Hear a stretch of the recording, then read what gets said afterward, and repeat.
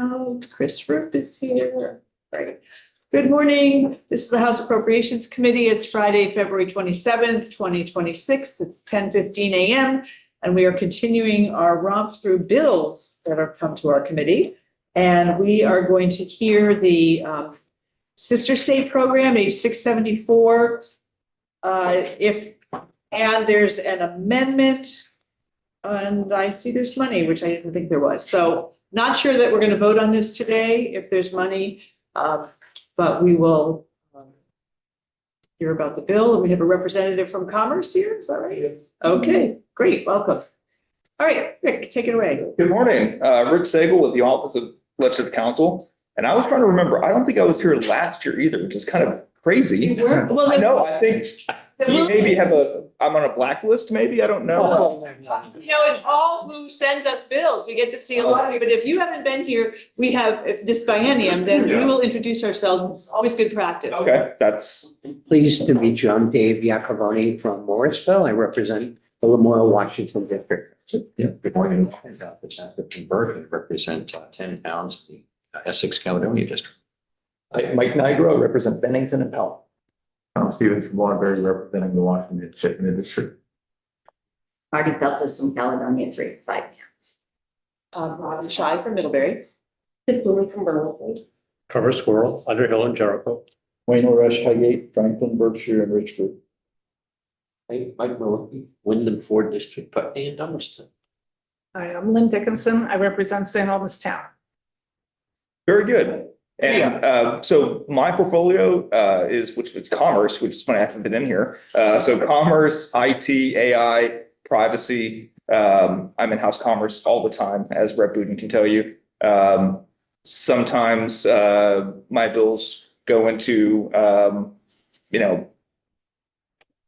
business organizations, those kind of things. So Did my genetic data privacy. privacy, the word privacy in it, probably immigration is also somewhat in my portfolio. So I'm wild card. Yeah. Okay. So good to be here. So age 674, as the chair mentioned, there is also an amendment from Reps Marcotte and Granny, who may be here by the time I get to it, but maybe start with the bill that came out of Commerce. So this is the Vermont Sister State Program, and a bit of a background before I talk about the bill. Last year, Health Commerce also reported out a Sister State working group. And the working group's purpose was to formulate a report that would eventually create a Sister State program, which this bill is. So this bill is the culmination of the work of that group. And when I get to the committee that makes up this Sister State Program, it's very similar to the working group. There's a lot of the same entities that are involved in this committee that were involved in the working group. So that's a bit of background for why we're here today. There is no trade really in statute specific program like this in Vermont. So this would be first of its kind, establishing this kind of sister state committee to review proposed agreements with not just countries, but also, towns within countries. If you're looking at just a specific city or state in a country, that could also be part of the program. Okay, so it is created within the Agency of Commerce and Community Development. That is subsection A. You see the purpose of it. It's pretty obvious. It's to advance international relationships and promote economic development, educational cooperation, and diplomatic cooperation. The program is overseen by a sister state committee, which is composed of 9 people, the Secretary of Commerce or designee, 2 members of the legislature, the chair of the Board of Trustees of the Vermont Council on World Affairs, the Vermont Adjutant General or designee, the chair of the Board of Trustees of the Vermont Arts Council or designee, and then 3 people appointed by either the governor, the committee and committees, and the speaker with either cultural experience or higher ed experience. One person from each of those 3, not 3 from. Yes, Yes. correct. So yeah, 9 total. Members will serve 2-year terms on the committee. There will be initially 3 terms on a few of the members to establish those staggered terms to ensure there's a little bit of carryover after those first 2 terms are over. On page 3, you'll see just standard language about electing a chair and a vice chair from the committee, and a quorum is a majority of the membership. The meetings shall be called by the chair, but if there's no chair, for example, when it first gets started, there would be no chair. So the Secretary of Commerce would call the first meeting, then they would hopefully elect a chair at that first meeting. Subdivision 2, they shall meet at least quarterly. And there's a few reasons why they would meet. It would be to evaluate current program agreements, to propose new agreements, to prepare its annual report, or discuss in any other matter that they deem relevant to their work. They would also meet to review and score an eligible program application not later than 30 days after they receive an application from the agency. So subsection D at the bottom of page 3, this is kind of a chronological timeline, is how I'm going to word it, of how this thing actually works. So if you follow with me, it'll make sense if you kind of think of it as this must happen, then that must happen, then that must happen.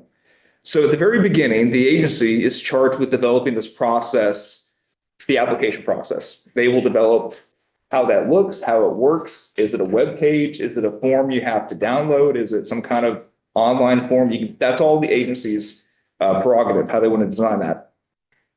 They will also develop on page 4 a confidential internal review procedure that is used by the agency to review applicants for sensitive things, political, legal, ethical, and strategic factors. They'll develop minimum eligibility requirements to be considered for the program, a fixed scoring system to be applied uniformly across all applicants, and a memorandum of understanding to be used and signed by the state and an approved program partner. So that's the first thing that's going to happen in this whole process as the agency develops this application process. Okay, part 2. When a program application has been received by the agency, they shall, before the committee even meets on it, verify that the application meets the program's minimum eligibility requirements, which they've already developed at this point. And they will conduct this confidential internal review of the applicant. At least, or not later than 10 days after they complete that review. On the next page, page 5, the agency shall send the committee a copy of the application along with a summary of the agency's analysis. So that confidential part is not going to be subject to public inspection. And that was recommended by the working group because there could be some sensitive things discussed during that process where you don't want that necessarily to be public reviewing a country or a state's application. 3, at this point, the committee has received the application. They shall meet to review the application not later than 30 days after receipt. If the committee recommends that an application reviewed be approved, the committee shall submit its recommendation to the governor along with a copy of the application 30 days after completing, within 30 days of completing its review. 4, governor's review. The governor shall have the sole authority to issue final approval or disapproval of a sister state program application that the committee recommended be approved. The governor shall not review it or approve a program application that the committee recommended be disapproved. So here you have a situation where the committee determines that this application is not worthy of approval, so the governor never even receives it. No. Okay. Yeah. The governor shall send written notice of the governor's decision to the agency not later than 10 days after the governor's decision. So why would somebody want to do this? And then why would it get disapproved? I mean, I guess if some foreign governor wanted to set up cryptocurrency banks or something in Vermont, maybe. I mean, I'm trying to imagine what this is really about. It sort of seems like, the Rotary Club is having its, it sends people over it's about goodwill. So, but I guess there could be some economic exchanges as well. Representative, do you want to introduce yourself and answer Mike? Michael Berry City Representative. Join me. Actually, I'm looking at the amendment and I'm not sure. Okay, some of this is not. The amendment going Change. either add or change things, so it's. Okay, I'm just trying to get a sense of what is the point? what's in it for people to participate, or countries, or, King Charles going to say, I want to have a relationship with Vermont, or. I mean, think of all the countries that are out there, maybe someone submits it for, the committee agrees to it, but the governor looks at it and says, hey, we probably shouldn't have that with that particular country. I think that's what I was thinking when we had that checks and balance, because there are countries that we may not want to align ourselves with. Let's say there's somebody that's positive for Russia, right? Hopefully that wouldn't happen, but that would be a check and balance. So I would think that the ACCD would be the first place that would say, not our favorite. You would think, but you never know. But why would a country want to participate, or a municipality? Maybe it's, Manchester, England, that municipality wants to do it or whatever, instead of the whole country. Why would they want to do this in the first place? Would you like to answer that? That's right. Not probably my expertise here. Why would a city want to join as a sister state? Is that the question? Yeah. I think if they believe there's some beneficial, either economically, tourism, thing that they would benefit. We already have these unofficial agreements. I think Tokyo is one, right? If I remember correctly. Taiwan is kind of a partner. So we have these agreements that are not really in statute. The governor has approved them, right? This would formalize. This formalizes a process that we have informally. And I to answer your first question, you do want to have a procedure. You're right, likely not going to happen where the agency says no and the governor doesn't like it. I think typically you do want a process in place just in case you have some, I'm going to say rogue country or some nation that maybe something happens in between the application process where they do something that's untowards the country's interests or the state's interests, and then you want the governor to say, actually, we don't approve of this. Yeah. I saw Wayne and then Tom and then Marty. So again, my thinking is, what liabilities when we have, obviously, the federal government controls international trade, right? So will we run afoul in any way? Is it possible to run afoul of the federal government? And So the question of international trade, I wouldn't say that's just totally the federal government's prerogative, right? Vermont can certainly have agreements with Canada as far as trade agreements, either formally or informally, right? So the tariff issue is one thing, but then when you're talking about just trade and partnerships, education partnerships, sending students abroad, basing their students here, I think those things are clearly in the state's interests, and you can legislate how you want if you want to formalize those differently. say the federal government says that we're not doing business with a certain country like China or, whatever, Russia, whatever. And we put something in place that we're going to deal with that. Again, federal law would supersede this, I assume. It depends so if it's a law, right, that would be one thing. If it's just an executive order or something that the president says, or that they just issue a decree that this is something we believe in, then I think that's different. So There's there's, no way to just do an art show over here or bring some musicians over, which is different than, I'm just thinking out of the box in terms of something that could go wrong. Sure. Right? We're dealing with the IT issues and, yes. AI issues and things like that. Wouldn't want to bleed into some territory that we don't want to go. Right. Okay, Tom and then Marty. Taking Representative LaRouche's question a step further, where does Vermont have a right to have diplomatic collaborations as a state with foreign countries? I think we already do. I'm saying like setting up that to me strikes me as, again, taking your criticism or taking your question a step further. To your earlier point about, well, the governor can say no, because if it's a country that is, it's like, if this committee can't decide who's persona non grata, I have a question, especially with the adjutant general involved or his office, who does, I understand, I can, without asking the question, I can make an assumption why the adjutant general is on this committee, because they have a history of developing sister country relationships. That's through a military operation that is, if the United States government didn't approve of it, they wouldn't be in the countries that they're in. So I'm just curious What was the thinking about adding the phrase diplomatic? I mean, that strikes me as being potentially anti what the federal government is setting down in terms of who's an enemy and who's an ally, or who we can work with and who we can't. So the question, that word diplomatic in the purpose statement, that's the Concept of Vermont having its own diplomatic, as opposed to the trade. You explained the trade part of it very well.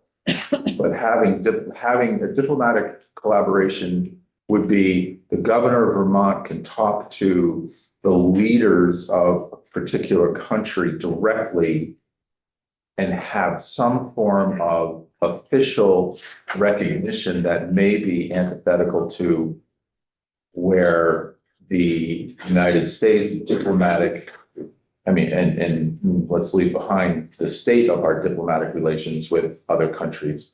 This allows for a certain circumvention of what the US diplomatic collaborations could be with those countries. Am I overreading it?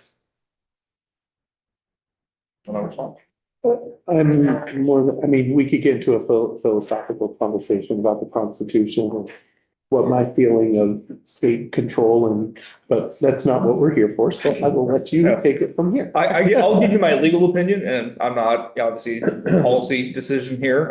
I think the word is open to interpretation, and certainly the chief diplomat is the president of the United States. And that's something that I think this bill does not interfere with, but if that is a concern, it's in the purpose statement. But again, happy to consider if that word is too strong of a word. Well, it has different interpretations. I assume it's also just meaning like, we're going to be friendly. We're going to use tact and diplomacy. We're not going to have an embassy over there. And Marty, Lynn, I have your hand after Marty. But I do think the best way to look at this is, Canada, right? Like, we have a very good relationship with them. Vermont does. We have a very good diplomatic relationship with them. So To my point, the United States currently does not have a good relationship with Canada. And so a lot of our trade relations with Canada, I mean, we're gonna consider continuing to fund the Canadian trade program, but we're barking into the wind because the Canadian and American relationship is very negative right now. And so I'm very wary of using diplomatic collaboration, because to me, it strikes me as going, as much as I would like to have a much better relationship with Canada, not only as a Vermont, but as an American, we don't. And so if we have some kind of byway into, besides trade, which seems to be relatively acceptable and based on how people want to work with each other, this strikes me as being overreach, and perhaps I'm just really, really wary of using that phrase to build a state relationship with a country, because it implies something else different than trade to me. okay, we're going to continue. Marty and then Lynn. I'm just confused, back to here on the governor's review, section 4. The sentence that says the governor shall not review or approve a program that the committee had disapproved. It's not going to go to the governor anyway, or the committee disapproves it. It's the concern that the governor might reach back in and say, oh, I think this is a good one and we want to talk about that, or we want to. Yeah, just clarifying that the governor, I think it is actually quite clear that the governor does not get an application that the agency has not approved, but just to make clear that the governor cannot overstep the committee and grab the application, correct? So but then I would put that up above under committee review and recommendation. It feels like the sentence is in the wrong place. And that if the committee recommends that an application, then it goes to the governor. If the committee doesn't recommend, it doesn't go to the governor. Right? I mean, Right, that but makes it, I know, it's in the wrong place, is what I'm arguing. Well, I think they're trying to foresee that there might be a situation in which the governor, even though they disapproved it, he thought it was a good idea, and so he'd go in and pull it back out again and say, I want to look at it. Which I presume that's what that means. Yeah. I was just. Okay. Lynn? Yeah, I think we've already had a lot of these kinds of relationships already. All the northern New England governors meet with the Canadian premiers that are neighbors, primarily Quebec, maybe Ontario. The point of it is that those are meetings that involve all sorts of things, probably including some political intergovernmental relations that most of us are not really concerned about, but they're there and not controversial. We've had a relationship and delegations from this, at least from the House of Representatives, who've gone to Taiwan many times. They've gone to Israel many times, and we just had this whole kerfuffle this summer over that because there was a war going on. That may be an example of one where you say, well, maybe we don't want to be a sister city with, I don't know, Tel Aviv or something because of what's going on over there. We've done stuff with Turkey. People have gone over to Turkey. Again, that's something that may now be considered sensitive and would not be. But we've had, Burlington has had sister cities in the Soviet Union for years. Right. And maybe now that would be something like, well, we don't really want to do that because they just invaded Ukraine. I mean, there's all kinds of reasons that may sound like a good idea. Right. And then maybe 6 months later or a year later, it's like, well, we really should think that over. Well, maybe we should hear the rest of this then, because Yeah. maybe there's something about what happens If we if change that, that. yeah. Okay, so I'm at the top of page 6, which you all are. Subdivision B, this is the governor's review. If the governor disapproves the program application, the governor's notice shall include a written explanation of why the governor did not follow the recommendation of the committee. So again, the governor can get an application that the committee approves, but the governor has the authority to say no. So the governor can disagree with the committee. C, upon the agency's receipt of the governor's decision, the agency shall notify the applicant of the governor's decision not later than 30 days after the agency receives the notice of the governor's decision. And D, if it is approved the application by the governor, the agency shall finalize a memorandum of understanding between the state and the sister state program applicant.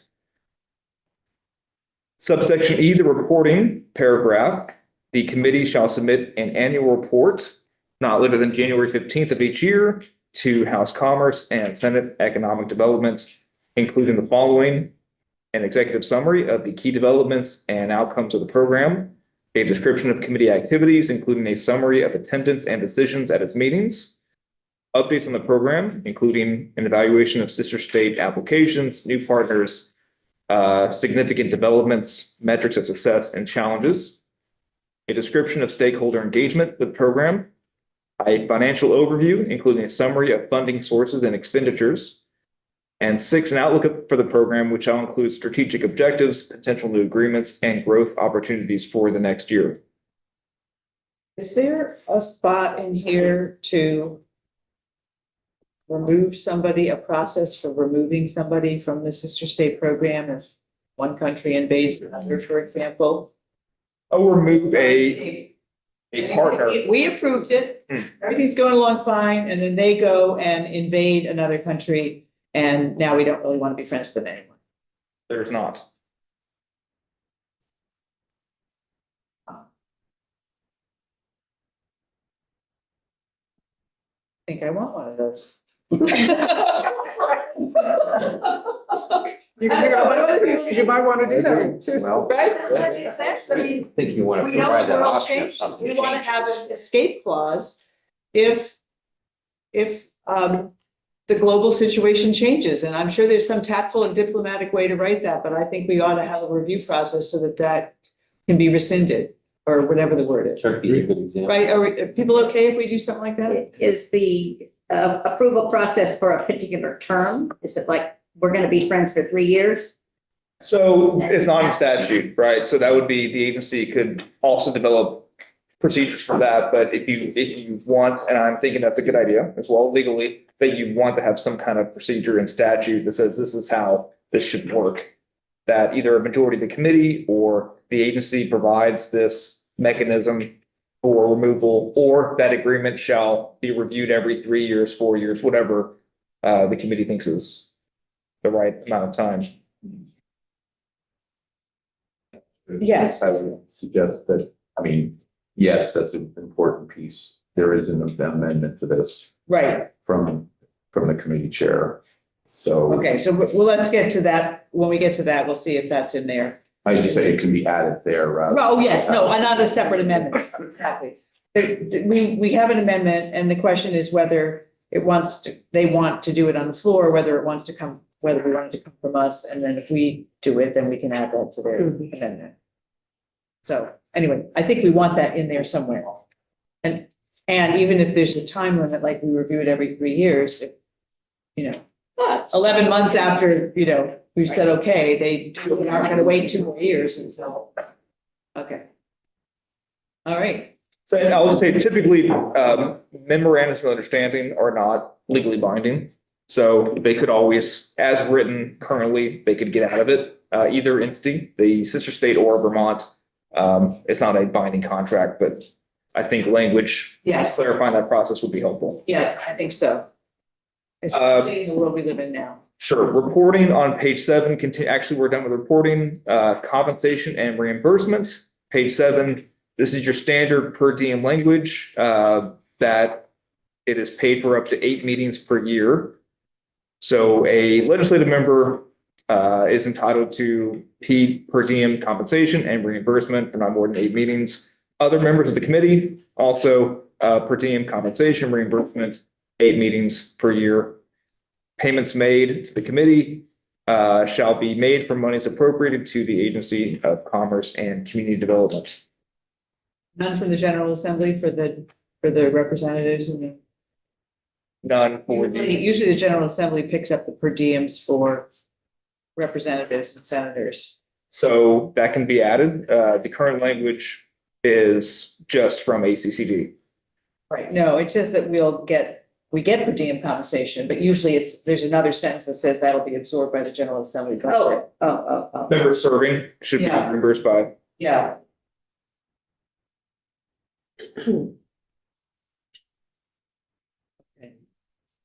Why don't you go through did you already do the repeal? And then let's do the agenda, let's do the amendment after that, and then we'll talk to, Chris. Okay, so section 2, the last page of the bill, from Commerce repeals the Vermont Island Trade Commission, which is addressed in the amendment from Rep. Marcotte and Branning. The Vermont Island Trade Commission was passed into law last year, but the effective date is July 1 of this year. There is a 1-year waiting period for that, commission to take effect. Okay, shall I talk about the amendment, which Yes. addresses the Island Trade? So, this is the amendment from Reps Marcotte and Branning. This only looks at the Ireland Trade Commission. So there's nothing in this amendment that would affect the sister state language, which of course that can be changed if you all want to include your amendment in this one, or if you want to do it separately. This amendment would repeal the Commerce's report to repeal it. It keeps the Vermont Ireland Trade Commission alive. It does place some more restrictions and some more, call it bookkeeping requirements on the Ireland Trade Commission with the State Treasurer's Office. On page 1, it adds 2 members to the commission from 7 to 9. It adds the Commissioner of Economic Development or designee and the President of UVM or designee. On page 2, subsection C, this is mostly grammatical or clarifying language. There's nothing really new in subsection C. When I had the opportunity to clean it up, so I cleaned up the language to have it make more sense, especially with more members being added to the commission. Subsection F, the commission shall, in coordination with the state treasurer's office, and that's added because you'll see on the next page that the state treasurer has much more of an obligation in the accounting of this commission. Submit a written report, and the next page, no changes there.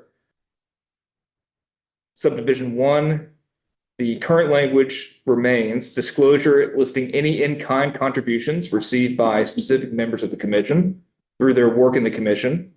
And then 2 is new, detailed accounting from the state treasurer's office, which is where this is housed, of the administrative expenses that have been paid with funds raised by the commission, and then funds raised and donations, grants, bequests received through the commission, including the name, country of residence, and amount donated of each contributor. Subsection G is the paragraph where they are permitted to raise funds either through solicitation, fundraising, these kind of things.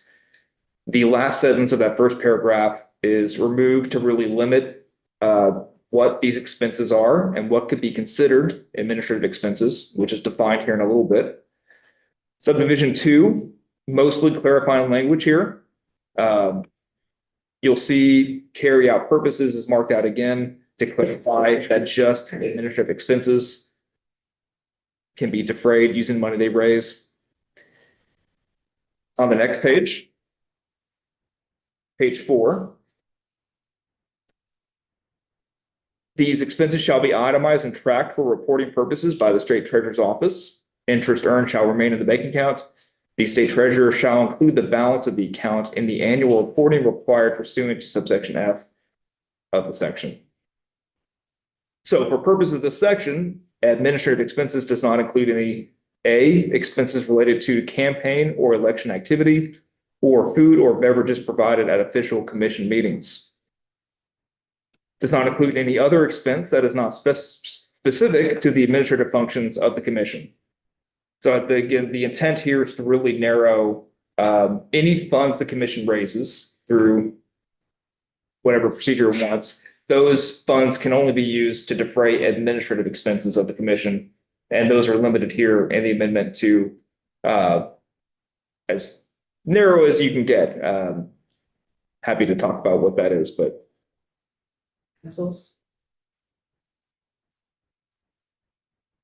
Subsection H, members shall not receive any, just clarifying there shall not be any compensation or be entitled to reimbursement of expenses from Vermont or from the fund that is managed by the state treasurer. That's created in subsection G. 2A, section 2A at the bottom of page 4 is a report, taking a step back. The Ireland Trade Commission is already set to repeal on July 1st, 2030. It is. Yes. And that stays. That stays. That was passed into law last year. So this report is due the December before that. And it shall summarize the accomplishments of the commission since its inception, a detailed analysis on how the commission has served its legislative purposes, and an accounting on funds raised and details on gifts received since the commission's inception. And that should give the General Assembly a roadmap as to what to do about the repeal stuff for that following year.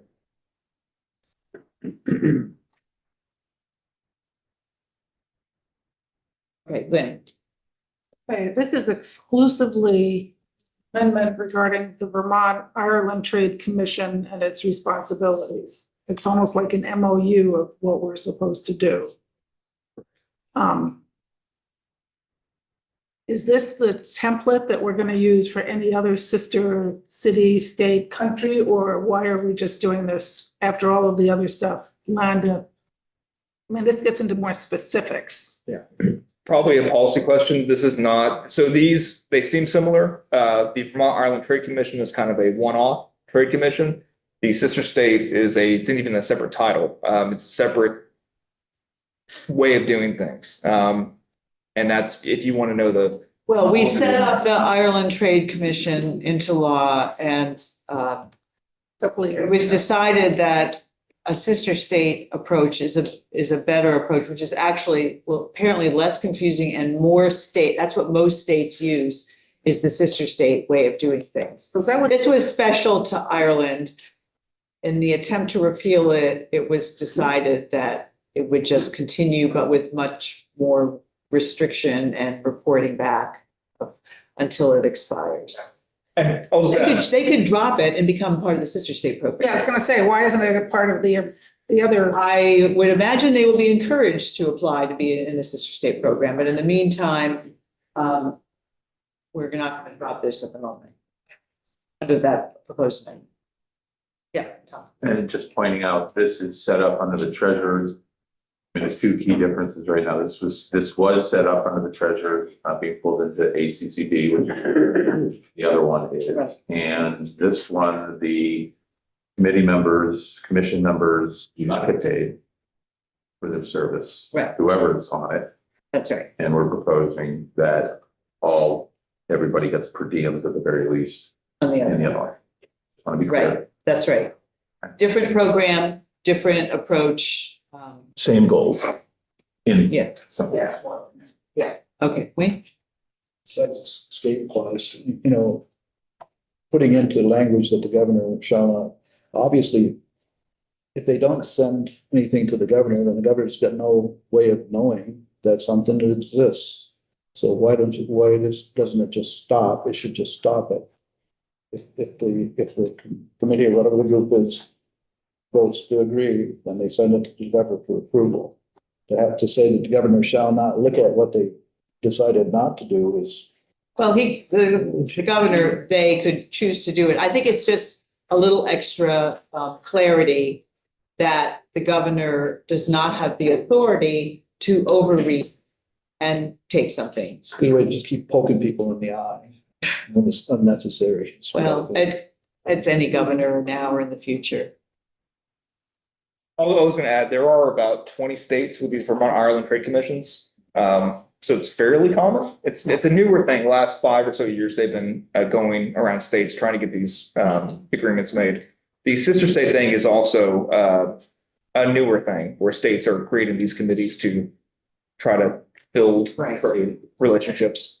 So they can coexist. Legally, they can coexist. It's up to you all policy wise, right, to determine how that all shakes out. Right, which is why the Committee on Commerce had the amendment. What were the votes on both the bill and then the amendment in the committee? The bill was 11-0-0. The amendment has not been brought to the committee yet. Oh, it hasn't.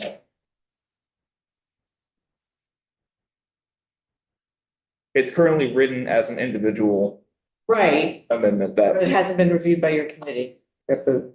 No, But you know about it? This I is not a do. surprise? Yeah, I mean, we were told that this was coming. I mean, I can tell you how I'm gonna vote, but I can't tell you how anybody else is. Okay, well, we're not voting on this today, but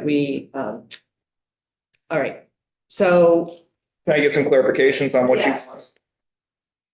The diplomatic from Rep. Stevens, the diplomatic collaboration, is that a committee decision to strike that in an amendment or reword it? I don't know whether it is yet. Maybe we could hear what some alternatives would be, or perhaps Rep. Stevens, you could talk to Congress and see if there's some other. I'll check in Yeah, with the so- chair. Let's have it as a flag, but we're not voting on it now. I definitely would like an escape clause.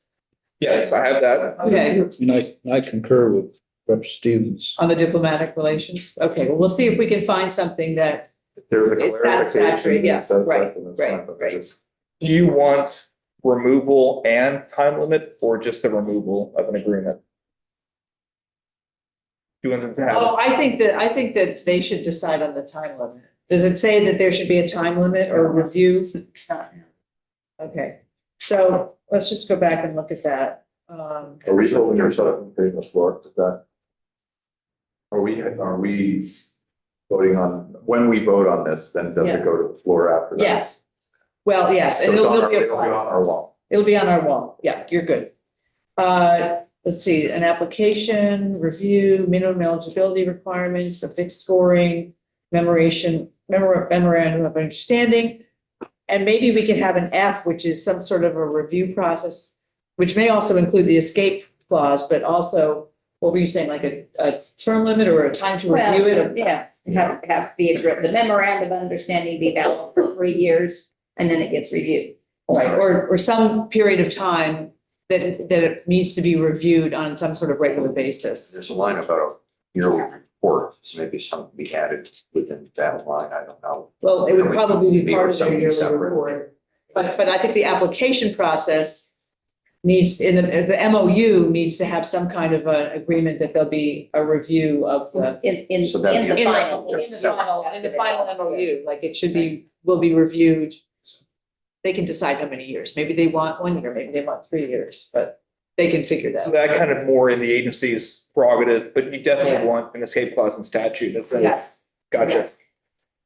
And I'm gonna check with Chair Marcotte about them doing a straw poll on their amendment, because we should hear what the committee thinks about this, about the amendment, before we decide on it. Okay. So we covered all the things that we want to be sure to address before we can vote on this. Okay, and we need to get Chris Roop up here. So Rep. Wooten, I'm gonna move you back to the side and bring Chris Roop up to talk about the fiscal note. Stick around. Morning, everyone. Chris Roop from the Joint Fiscal Office. Buckle up. This is a really complicated fiscal note. The per diems for the Sister State Program Committee, based on our estimates that we use at JFO and our methodology, if we assume that all 8 meetings were to occur, Yeah. then the per diem cost would run about $9,500. The one thing I wanted to mention to you all is, I just reviewed the amendment text that you all just talked about. Depending on what happens with that, some verbiage would change with respect to the Ireland Trade Commission, but it's not going to change the fiscal impact. I did just want to put a pin in the fact that since you all were talking about an amendment and things you want to look at, the current text does say on the per diems and expenses that the costs for all members would be paid by ACCD. So if this committee wanted to differentiate for the 2 legislative members to have those costs come out of the legislative budget, I would just suggest that you add a sentence at the end of that one paragraph that just says monies shall come from the appropriations to the. I would like to do that, and then how does that reduce the 9,500? It's the same amount of money. It's just paid out a We can different. absorb it in the budget, and what I want to know is what we'd have to appropriate to ACCD versus what would be absorbed in the general. Right, we could ask ACCD that question.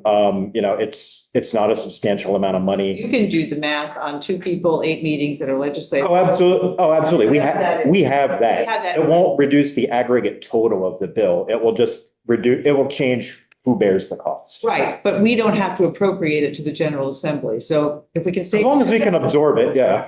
It's probably a couple $1,000, I don't know, but that's what I want to know, because every dollar is counting. Absolutely. At some point. So if we can knock that down a couple $1,000, if we go for this, then I'd like to do. We can also check and see with ACCD whether they have the capacity in their budget to absorb this, because the bill does not have an appropriation in it. It Yeah. just represents a cost to the department. Okay, if that could be confirmed too. Yeah, sure. I'd appreciate that, but then just the breakout of how the 9,500 would break out between. I would think they could absorb it. Yeah, and I would think the legislative branch would likely be able to absorb it too, because the per diem compensation would be for legislators who attend meetings that occur when the legislature is not in session. So the bill stipulates it should be a meeting once every quarter, but up to 8. So it's a bit of a squishy target in terms of like exactly how many meetings they would have. We err on the side of assume the most meetings. Yes, right, and maybe 2 of them are while we're in session. Exactly. So 6 of Exactly. them they have to absorb in the. Up to, yeah. Okay, so you can fix that up. I'll talk to ACCD. Okay. So we're obviously not going to vote on this. I'll check with Chair Marcotte about them doing a straw poll on the amendment. Diplomatic solution, escape clause, MOU with some sort of, ensure there's time limit, term limit. Anything else anybody has on this? Okay. So once we have all that, we come back, we will do a quick review again with all the information, and then we can vote on it. At the town meeting break, of course, I presume. Pardon me? At the town meeting break, guys. Yes. Oh, later today. Later today, okay. Just wanted to make sure. Unless anybody really wants to, I don't think so. Oh, I don't think. Thank you very much, all of you. Thank you. Appreciate it. You're welcome. Nice to meet you. Nice to meet you. Yep. Okay, so I see Mike O'Grady here. So dam safety. Come to the table, Mike.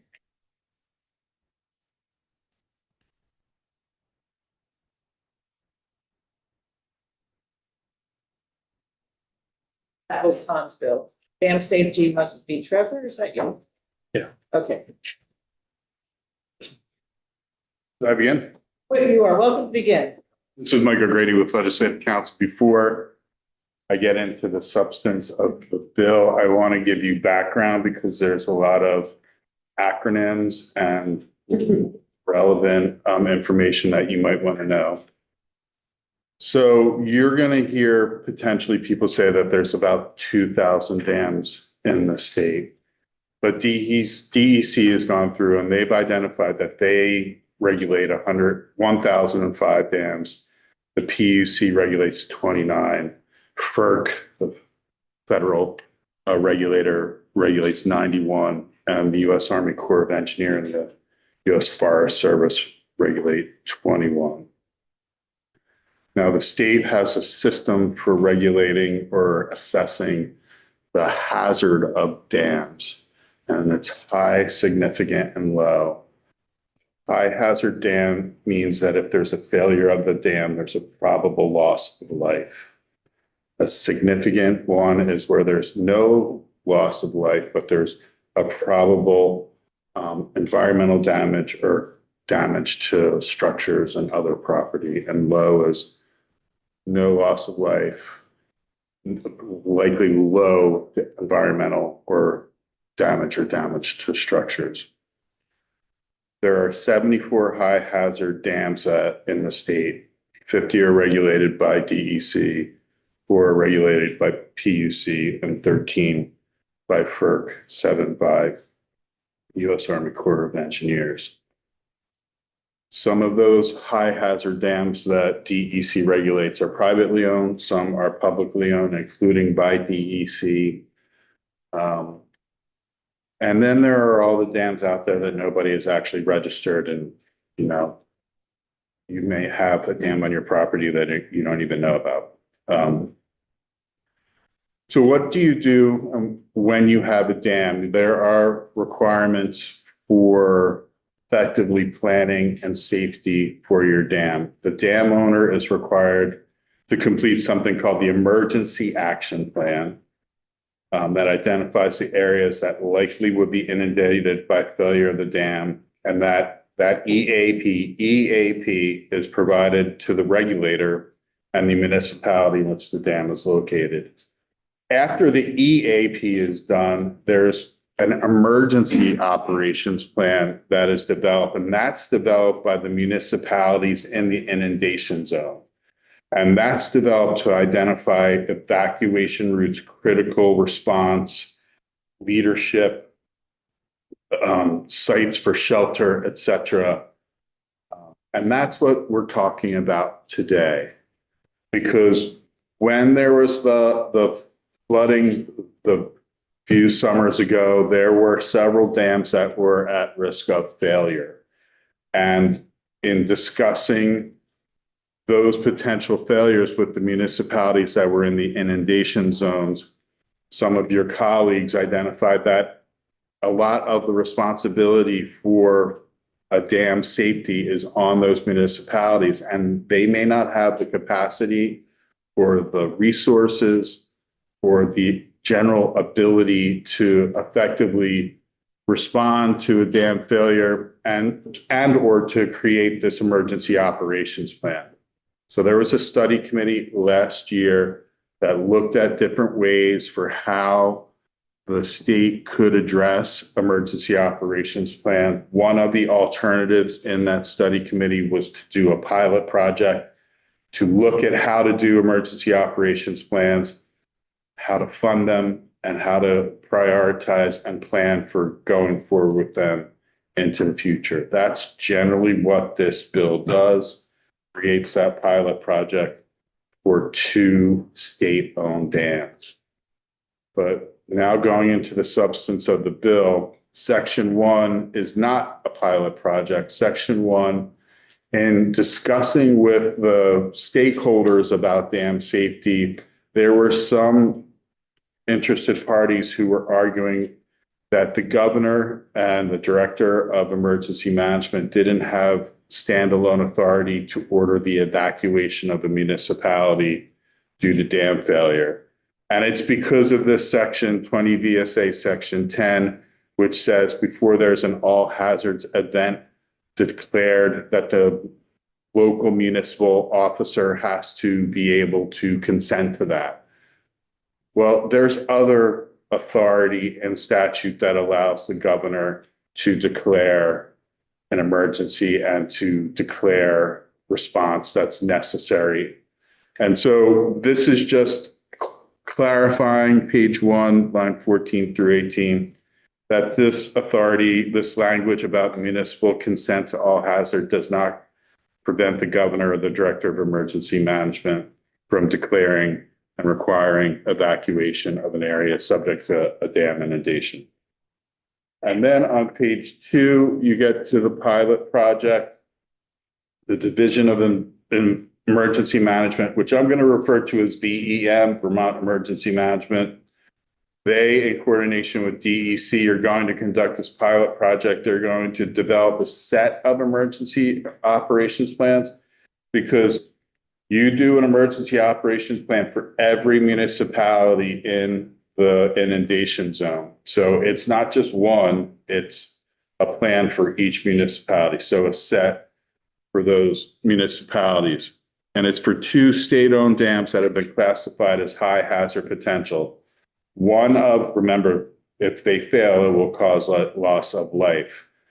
One of those is going to have a person at risk or population at risk rank of 1,000 or more persons would be at probable loss of life. And the other is going to be a population at risk of between 100 and 1,000 persons would lose their life. So you get 2 different scopes or scale of dams, and that will allow BEM to go out and kind of select what they think the best 2 examples would be for the pilot project.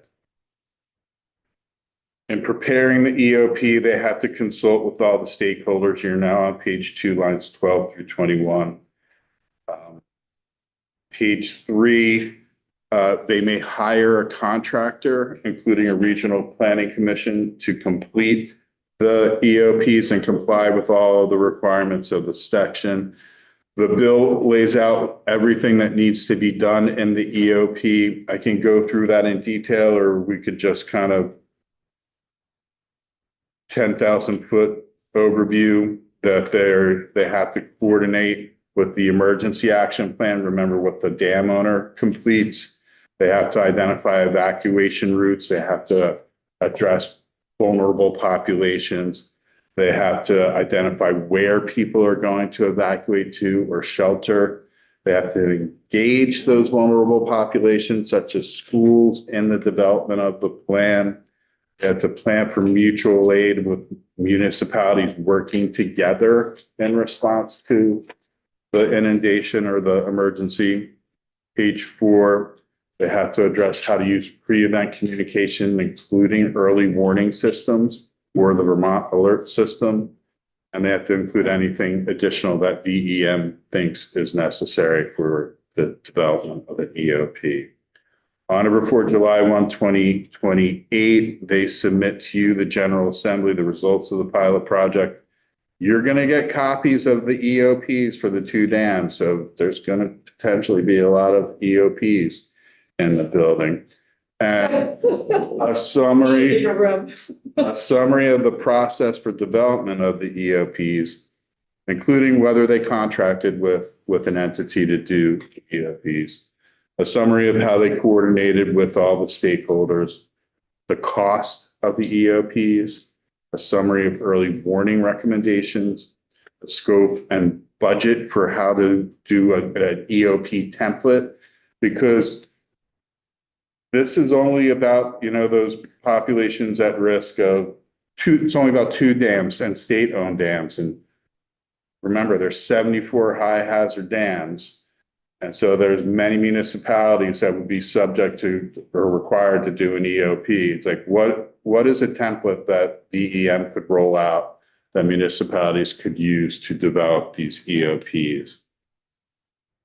And as part of the report, they're going to address a few other things, such as whether the EOPs should be completed by the state, whether you can complete an EOP, a state can require a state entity to do an EOP for a federal dam because there are preemption clauses in federal statute about safety and regulation of safety of federally regulated dams, how to prioritize completion of the EOPs, whether the EOPs for all high hazard dams for with a population of at risk of 100 or more could be completed by 2035 by the state or a state contractor.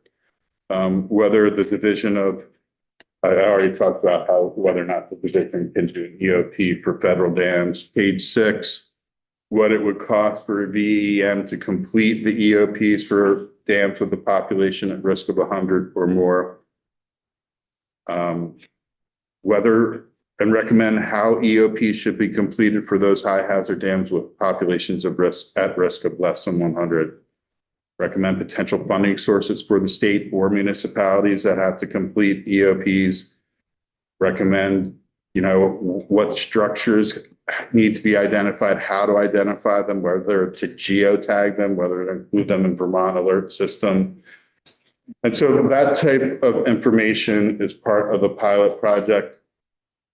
I am here today, you were here today on this bill because of section 3, the appropriation section.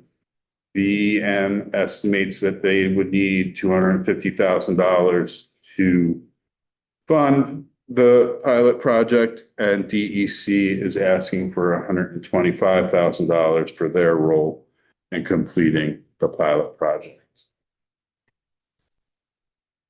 Any questions or clarifications about this, Dave?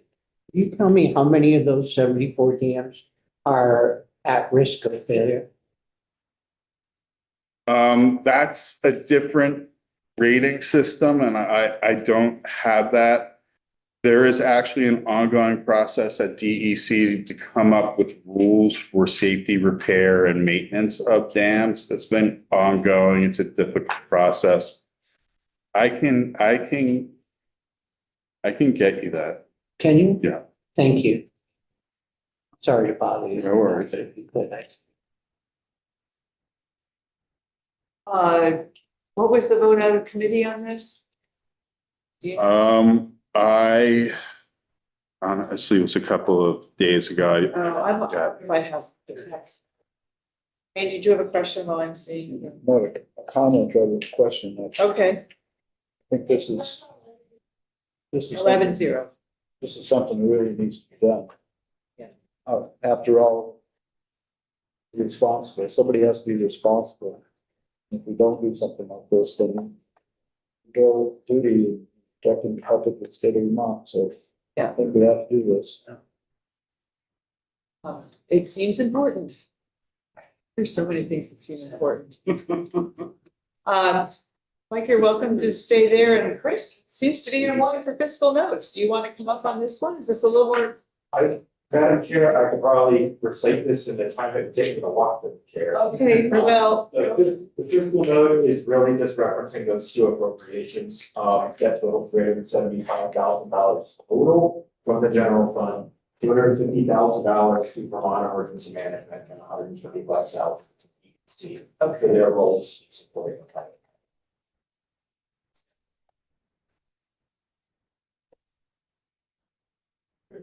any questions on the costs? Go ahead. I'm just wondering, like, is this not something that would be in the regular duties at A&R? Or this is, So it's not in A&R's regular duties to do emergency operations plans. In fact, in the emergency safety chapter, Title 20, there's a requirement that all municipalities have all hazard event plans, and this is supposed to be part of that, but it doesn't contemplate things like renewing your equipment every few years so that it is effective. Having early warning systems, because a lot of municipalities, if not most, don't have early warning systems. How to use the technology that's available for both pre-event communication and event communication. VEM is an excellent resource, but they haven't identified everything that potentially could be an issue in an emergency operations plan. And it also, this pilot asks the question of whether that responsibility should be on municipalities or if it should be on the state. You think there should be, would there be some, we have a lot of damage that happens when something like this happens. Having these in place, would that give us some leverage for insurance, better for property insurance pricing, that sort of thing, so that we reduce our liability? It's something that FEMA looks at in their assessment of flood damage and what they will compensate for. I don't know if it would drive down FEMA's NFIP premiums. I don't think so, because NFIP is largely based on meeting the NFIP regs and also what your history of damage or events is. So I don't think it necessarily would. I do think your insurance may be more tied to the status of your dam.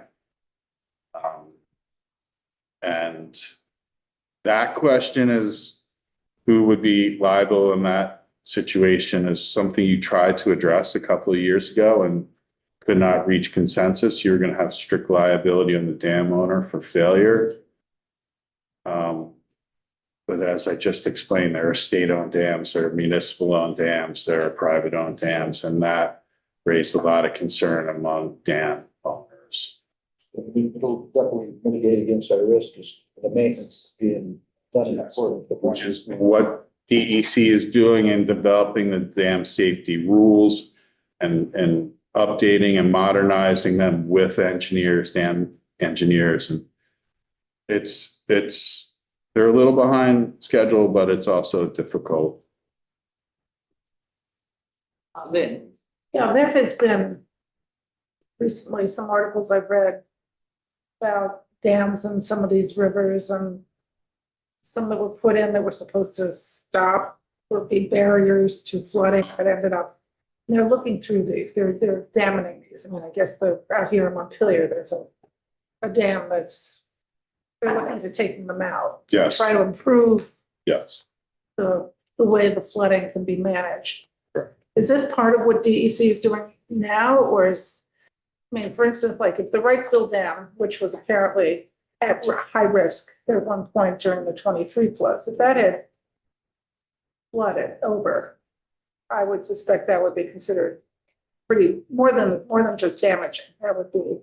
It's a high hazard dam. There would have been loss of life. Yes, among all the other things we had here.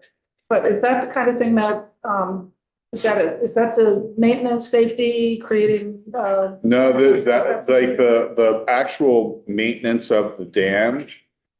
That's underneath these dam safety rules that DEC is doing. They have rules already, but they are modernizing and updating them. That's like how you repair, how you replace equipment, how you test all your equipment. Because one of the things that happens is when there's a flood, they go to do the mitigation measures and they can't get the gears to work. And so things like making sure that what you have for mitigation and safety actually works and is updated and modernized. That's the DEC safety rules. This is about what happens when there's failure and how to the municipalities, how to emergency responders, how do people respond, and where to go. Is your normal shelter area not going to be accessible because of the inundation zone of the dam failure? And so do you need to have a secondary and a tertiary evacuation zone, and like what routes will emergency responders know to use? And how do you practice for all of this? I mean, when we had that flood in 23, that was at the Wrightville Dam, it was like the callus, they were like right there. It could have been, Same thing with Waterbury. Well, they're both the same dams, right? They're both urban dams on top. And right, once you cut the dirt, once the water cuts the dirt, it just all washes away. right. So, and the Waterbury Dam back in the late 1990s, when there was the first major renovation or restoration, and there's one ongoing or there's one about to be, it's all federally funded. But it was the state dam guy lived in Waterbury at the time. He already worked for the department at the time. He basically lived at the Waterbury Dam when it was at risk of failure. Yeah, and so he is responsible on the select board at the time as they were improving it. But his comment was if the Waterbury Dam failed, and again, you can slip in Wrightsville Dam as well. I live in downtown Waterbury, I would have had 45 minutes to evacuate. And I would have had to gone up above where the school is, which is a lot higher than any of the tropical storm Irene or 1927 floods hit. So you're talking, I mean, we have, or some of us have, the very mental picture of what a population at risk of 100 or more, or up to 1,000 would be, because, you know, the water would just come barreling down and it would hit Duxbury, spread out. That's a lot of water. It is. In the Wrightsville Dam, I mean, the Wrightsville Dam was also very close in Irene. And that would have hit Montpelier. And Waterbury. And Waterbury. Eventually, Yeah. You'd have had more time with Wrightsville than you would have with your Dam. a little bit. But yeah, Pretty frightening. I mean, we all were here when those floods happened and it was, Okay. Well, that's a cheerful thing to think about, but it's an important thing to think about. Any other questions? So, anything else you want to say? Liz? Do you want any amendments or anything? I am not hearing any at this point. We're not voting. So yes, we may do something. We may also decide we're gonna do this if we can find the money somewhere else. Okay. And I'm getting a sense from people that this is kind of important. And maybe we have some ideas as to where we can find that money. One-time things, huh? I'm sorry, is it one time?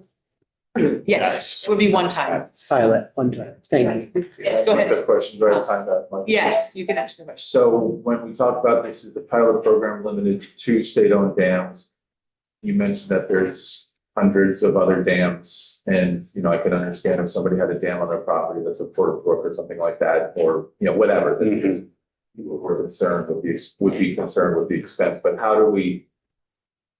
Is this pilot? Can you just reframe everything that you just told me and say this pilot is kind of set up, you said a template, so that people who are at lower levels of Population not danger, but of what we have control over. Yeah. They can pick up that template and do their own. Yes, I mean, the municipalities with the dams with a population of risk of under 100, this requires them to get a template or a recommended way to do a template. Now, those who are on private property, those dams, even at risk of failure. I mean, there's somebody in this building that bought a house and went out into the woods and was like, oh, I own a dam. I didn't know I owned a dam. What do I do about my dam? And, you know, it's like, if it's not of a certain threshold, it doesn't really trigger that need for this type of planning. You would still be liable if there was significant damage caused by that dam failure. But if they're not impounding more than like an Olympic-sized swimming pool, which is kind of the threshold, then you're not really concerned. Your insurer might come out and say, oh, you now have a dam? Well, you're insured. We have a division that would go, take it down, take it down. Yes. Yeah. So everybody's gonna go walk their property while we're on break. See if there's any hidden dams that you didn't know about. What do we do about the beavers though? Who go out there? I mean, then you have to check more often. I don't think beaver dams are included in EOPs. Beaver dams are not part of the EOPs. No, beaver dams are natural phenomena. They're not regulated. Okay, so, committee, we have people who are working on this. I sense the, interest in this, and, Trevor and others may be on it to see if we can find some money to do this before it rains again. So thank you very much. Chris, you're welcome to stay. Have a good break. For myself, you too, if you get one. I hope you get one. A little bit. Okay. Now James is gonna come up, and talk to us about some of our homework for while we're gone. We are not quite at the place we were. We're still way ahead of schedule, so we don't have the full spreadsheet. We'll get that when we come back from break, but this will get you started and give you a few other things to think about. So James even has copies for you to all. Oh, so. Everything. Yeah. Yeah. So remember, it's not the end. He'll tell us what's in and what isn't in on here so far. But I think everybody have a copy for this. Dave. Here, are you handing out things too, or that's just? No, this Okay. is this stuff. Okay, thank you.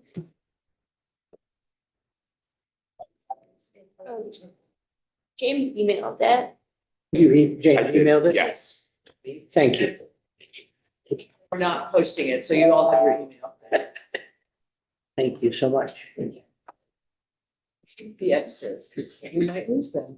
Okay.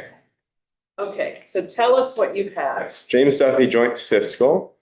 So going into town meeting week, sending you all home with a table of our general fund requests above GovRec. We have 3 components here. These are not all the components that you all will be voting on when we return from town meeting week and you go through that same voting exercise that you all did last year where you prioritize the general fund appropriations above GovRec. When you vote, you will have requests from the departments and agencies. You will have advocate requests, and you will have requests from your fellow members. You will also have committee letters to consider and the bills that are all still in the process of coming to you, of which you have not yet seen them all. So this, for those reasons, this is still preliminary because I believe we still have more committee testimony to take regarding the budget letters from the standing committees. I don't. We may, I'm not sure whether we will, but that'll be one of the requests I'll ask of folks to look at their committee letters. Sure. Need to hear from them. And we certainly have more bills to hear from that will be in the funding mix that will be added to this as well. But what you have in front of you are the finalized inputs. Here, we've heard from all the departments and agencies at this point. We've had our public hearings and so have heard from most of our advocates, although I suspect we may be receiving some more emails and letters from folks as we approach crossover. So there may be some more trickling in that will be added to this as we hear from them. And then, of course, you heard from your colleagues earlier this week with requests from fellow legislators. So this represents the inputs that have been either finalized or semi-finalized for your final voting exercise. You'll notice also this is time-stamped at the top because we will have multiple iterations of this coming to you as you all continue to hear things. However, on the left-hand side of the page, we have our requests from the departments and agencies above GovRec. These are ordered in the order of the budget to help you all with your assignments. Yeah. And so I don't know, Madam Chair, if you'd like to go through any of these one by one or kind of let folks peruse and highlight questions that they may have as we walk through this. I think the one thing I would say is on line 16, and thank you for putting line numbers there, at least on the left. Secretary of State backfill federal grant. We should confirm with them because I talked to the Secretary of State last week who said that they were asking for 650 for a particular part, and she told me that they were getting enough fees in that they weren't going to need that part of it. So I don't know if they don't need the whole thing or whether they just don't need part of it. That's right, because they're There's actually two components of that Secretary of State item. So there's a $650,000 backfill of the federal grant. Right. I'm also now saying this should be a separate line item. There's a $450,000 request of state general funds. That's banned. Separate from that, actually. So there are two election administration requests from the Secretary of State totaling 1.1 million. Okay, 650. That would be used for election security and administration. So that's what that $1.1 million represents. I think the number is changed and it's lowered, but I don't know what it's lowered to. I think, because I think at the end, they said, we need 1.1, but we're only going to ask for 650. That's right. They had lost about $700,000 in change in federal funds. They were only asking to partially backfill, representing 650. And then there is, which I should break out separately, there's an additional $450,000 election, state general fund appropriation for elections administration that will be included separately. So you'll see that 1.1 broken out. And then you'll also notice there's an additional $450,000 request from the Secretary of State below that. That is not for elections administration. That is for Vermont Access Network funding above the GovRec. So there are two, there will be two 450 requests from the Secretary of State. So just confirm what line 16 should be with them, if you could. Sure, yeah, I'll reach out about those fees receipts. And I'll also add, as you're going through these, this is for the sake of brevity and fitting things on a page, right? These descriptions are very abbreviated. I have a more detailed kind of compendium of these. So I would ask that as you all go over this table over town meeting week or at any point, feel free to reach out about individual items that you may need more detail on, and I can get them to you pretty quickly. I'm thinking more lengthy version of this. Yes, and pretty much we just have, it should be enough to say, oh yeah, I remember what that is. That's sort of what we were doing with this. But yes, James has chapter and verse on everything. And I also know there was some discussion about the Labor Relations Board earlier today and a request that they had made, which you won't see on here. I had revisited the written and verbal testimony to the committee, and I don't know what the channel of the request has been, but there wasn't actually a request that I had heard delivered in committee. So I think that's outstanding, but not reflected on this table. Yeah, and so you'll notice that once the bills begin to be populated here. Ever had a question or comment? Yeah, James, I think you've got the state's attorneys and duplicated on the front page and also on the second page. 11, 12, 13, and look at. So we do. Yeah. Okay.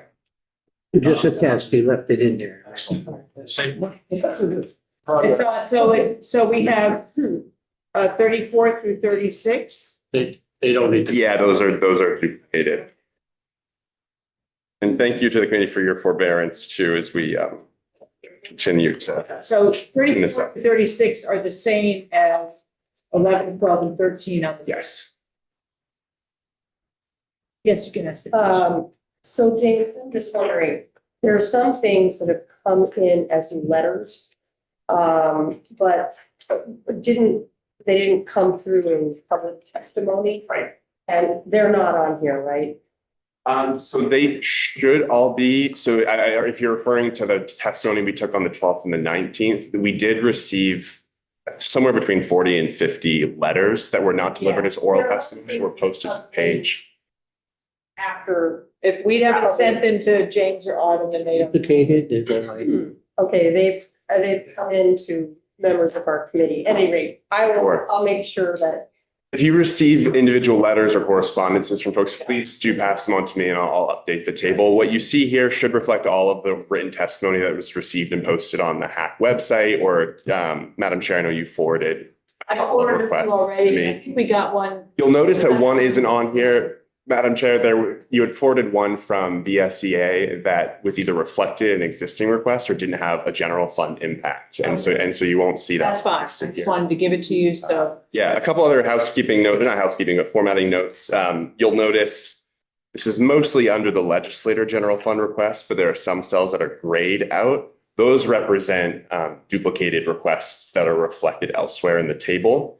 And so, for example, when you look at the bottom of any of these subtotals and you see total requests and unduplicated requests, the unduplicated requests don't include any of those grayed out cells because they're already reflected somewhere else in the spreadsheet. So like working lands came in elsewhere, and then Right. Sibilia said, I support working lands. Exactly. We only did it once, yeah. And, I think that the duplicated, there's ones that are marked as duplicates are really just, I heard them second or third after already, it was kind of chronological in terms of what I considered to be duplicate.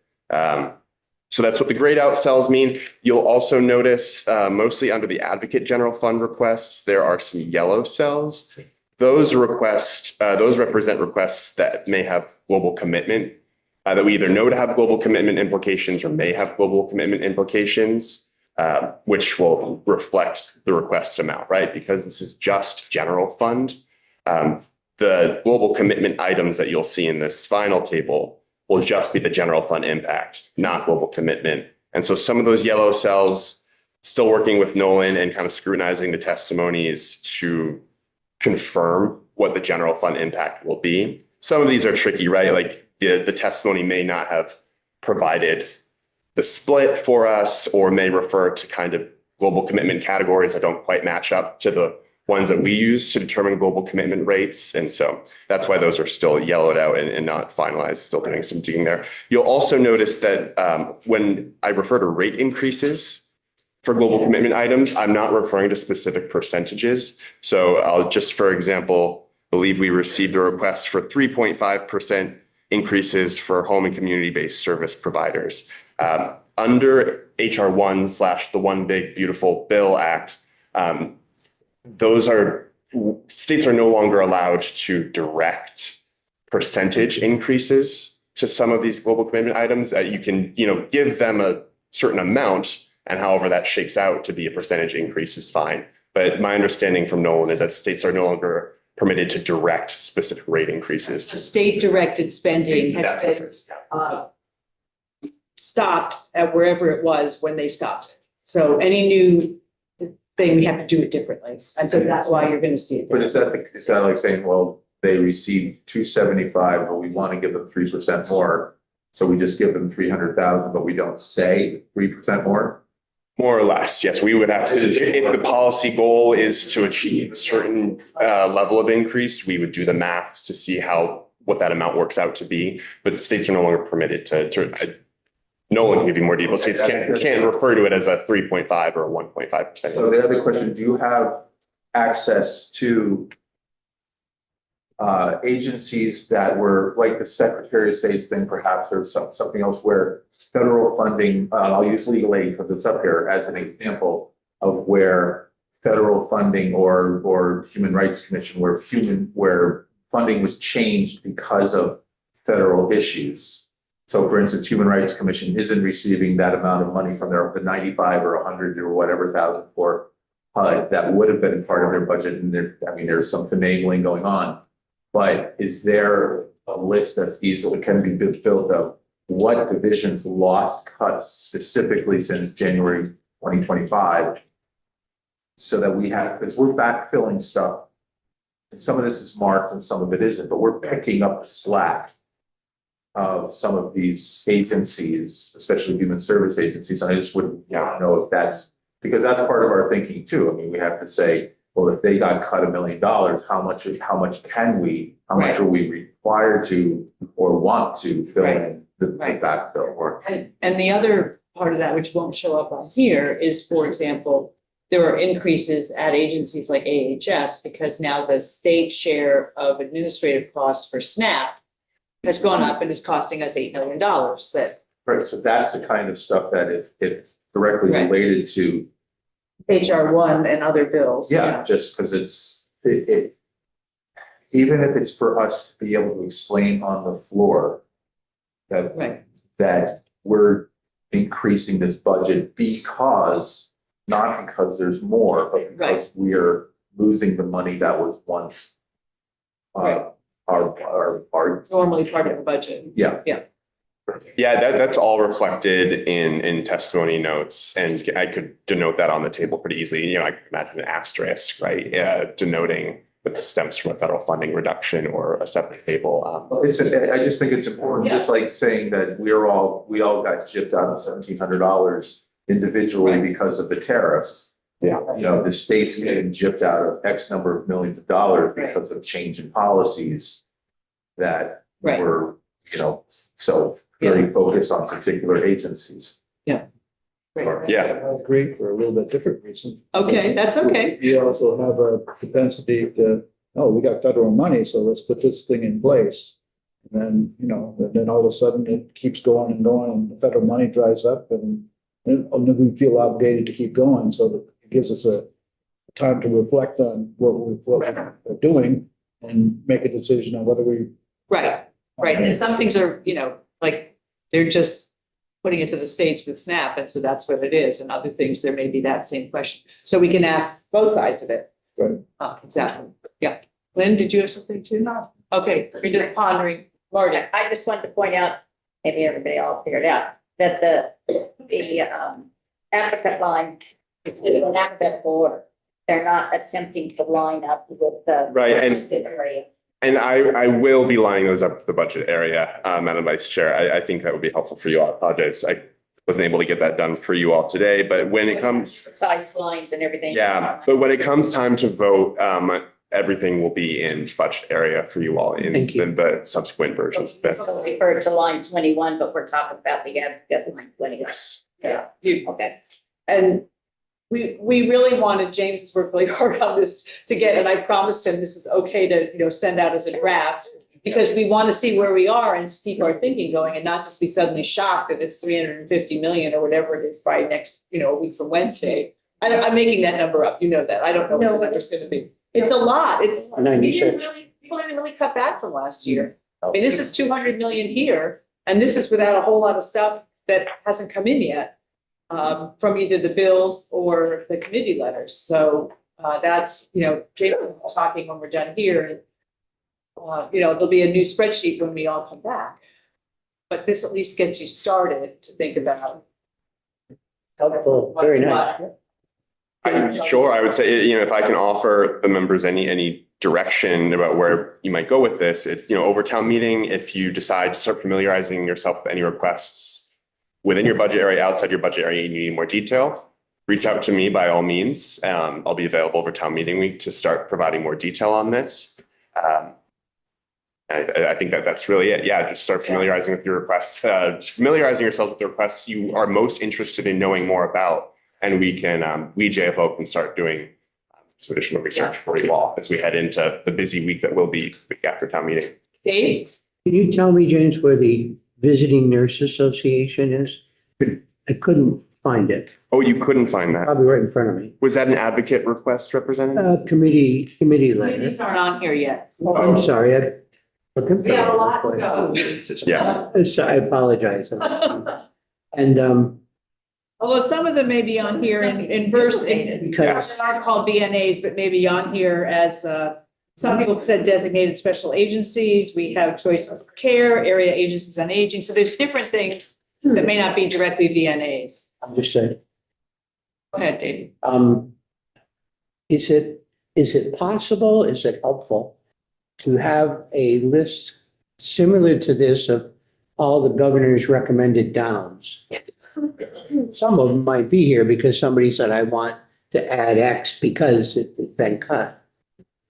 I mean, I could construct my own, but it would take a while. Yeah, well, it can be a little tricky because we'd have to go through, I guess, all the.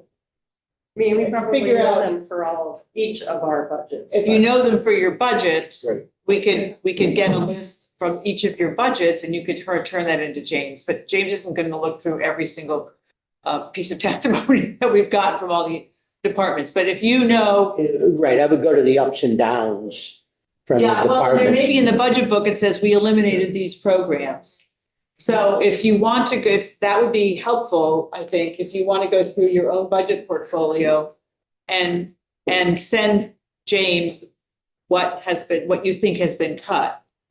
We can just have a separate list of that, but we're not going to check every budget document that I need a truck to get all those out to my car if I were to get, so we're not going to make James go. They fit here nicely. No, I'm just teasing. So, but you can send it to James and he can just have a list. We won't know that it's 100% accurate, but we'll have an idea. Understood. Yeah. Does that work? I think that sounds right, Madam Chair. Also, I'll note that, Rep. Bloomley had made a suggestion, which is one of my pieces of homework for town meeting week, to have a table that shows across the departments and agencies, right? Ups and downs, what the proposed ups and downs are broken out, not by budget area, but also by specific departments and agencies as well. So we'll be working on town meeting. Again, it's not a line by line for every up and down, but it's a little bit more granularity for you all about, what's happening within each department and agency. Yeah, I We'll would have a think, general idea of what's going on. if I were in the caucus being asked to vote on this, Yeah, I'd want to know what we're not doing. right. And I hope, Without having I to- hope that every committee knows what's not being done, because that's part of what they were supposed to talk, find out as agencies came into their committees. So if you're unclear, you can also go back to the committee jurisdiction and ask them if you missed anything or whatever. So for home, yeah, go ahead. And I just want to say, they're also a policy committee. And if they didn't do all this work, then they wouldn't have anything to do. And if they don't ask for the money, then we know it's a solid no, Yeah, as opposed to a likely no. It's really part of the issue of our work. It's Yes. just, they're not ignoring, I don't think they're ignoring, having presented same amount of budgetary stuff before, we're not ignoring the stress. right. But I've already heard today, this week, about, well, if they didn't say something, does that disqualify them from having it discussed here? And I just, out of respect for their work, I just want to make sure Yeah. we know I know they know that we know that there's a lot. Yeah.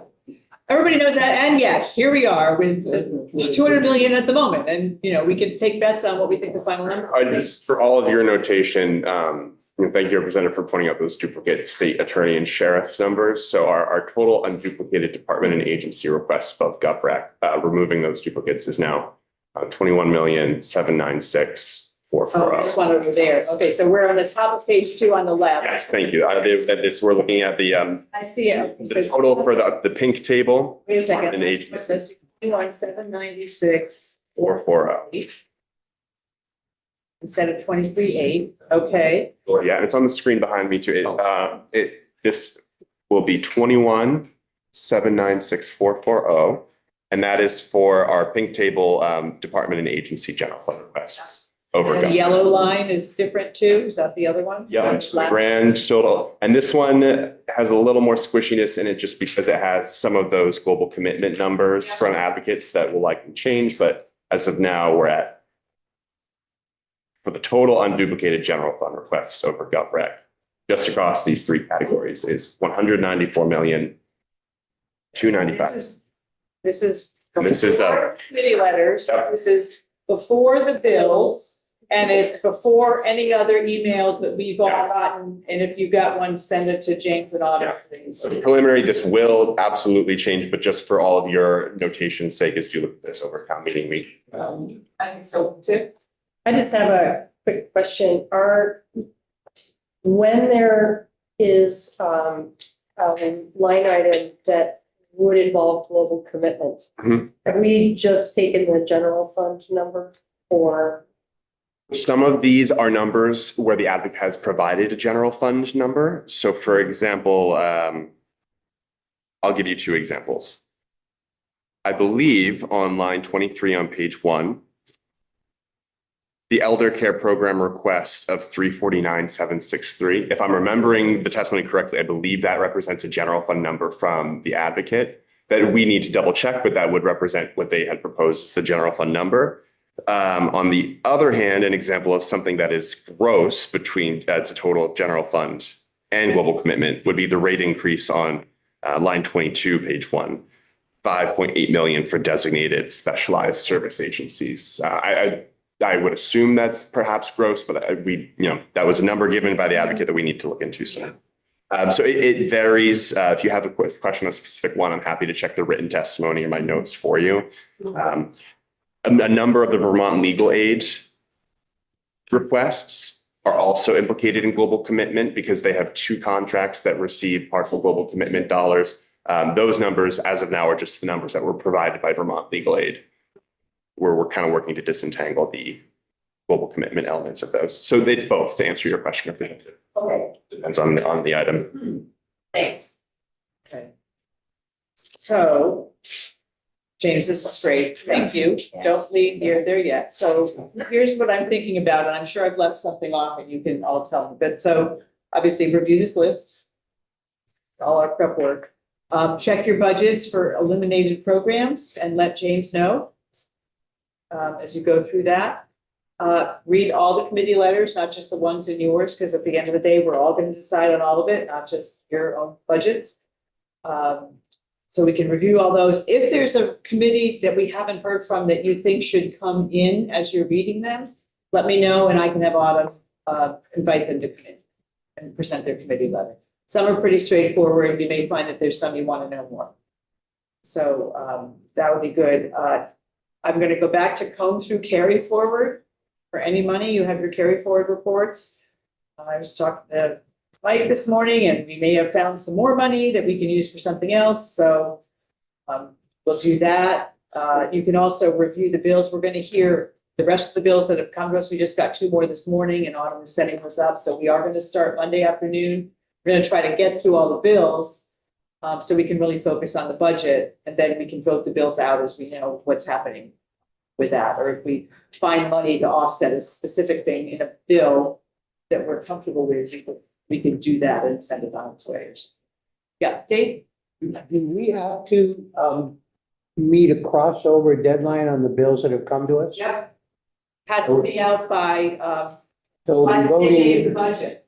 voting on a bill with an appropriation without knowing what our big bill is. So what we have a few options. If we want to fund it and we want to fund it in that bill, we can do that.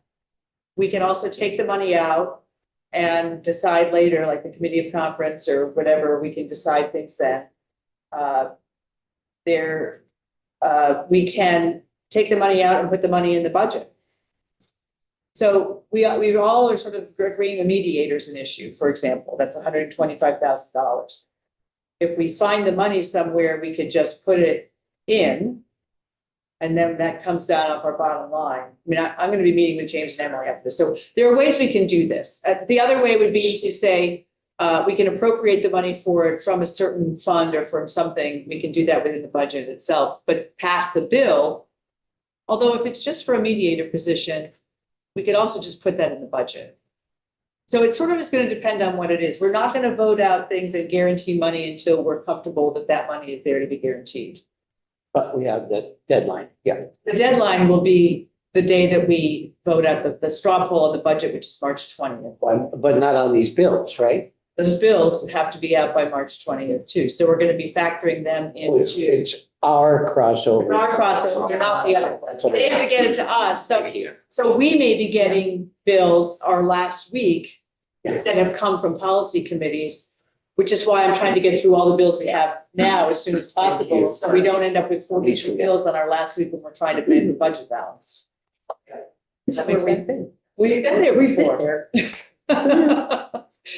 So, I mean, we will, as we go along, we're going to have some late nights, probably not the first couple of nights, but, by the second week, we'll have a sense as we go along. So, we're entering that, plan a lot and be flexible because we just aren't going to know what's going to come our way and what fun or things or landmines we're going to find as we go through everything. So that's the time. Just that they'll be there. Huh? Just that they'll be there. They'll be there and we'll be here and we'll figure it all out and we'll get a budget. We're going to do a straw poll the night of the 20th. Maybe it won't be too late. Last year was 11:15. If we can do it earlier, that would be great. But we don't know. It's too early to tell. Sounds like March Madness, Madam Chair. It's our version of March Madness. Yeah. So is that all making sense? Are there questions that anybody has? James is available. I will be available, or at least accessible. So we can be in touch with any questions or concerns or brainstorms you have. If you find a pot of gold under your dam as you're walking, let us know. We can use that. Otherwise, check the agenda. I think we're probably starting at 1 o'clock on Monday, the 9th. We're going to be hearing bills that day. Try to get through those. And otherwise, also try to find some time to rest and have time for yourself and practice a little self-care and have some fun. Who might that be? You guys, Over there. and then we'll get through those 2 weeks and then we'll have time to have fun again. That's what I got. Those other communities are going to Florida. Well, some people here are going places. So we are meeting. We are meeting Monday the 9th. Yeah, but in the afternoon, we are going to be meeting the 9th. Anything else from anybody? Have a great time. Yeah. Take care of yourself, be well, and we'll see you on March 9th.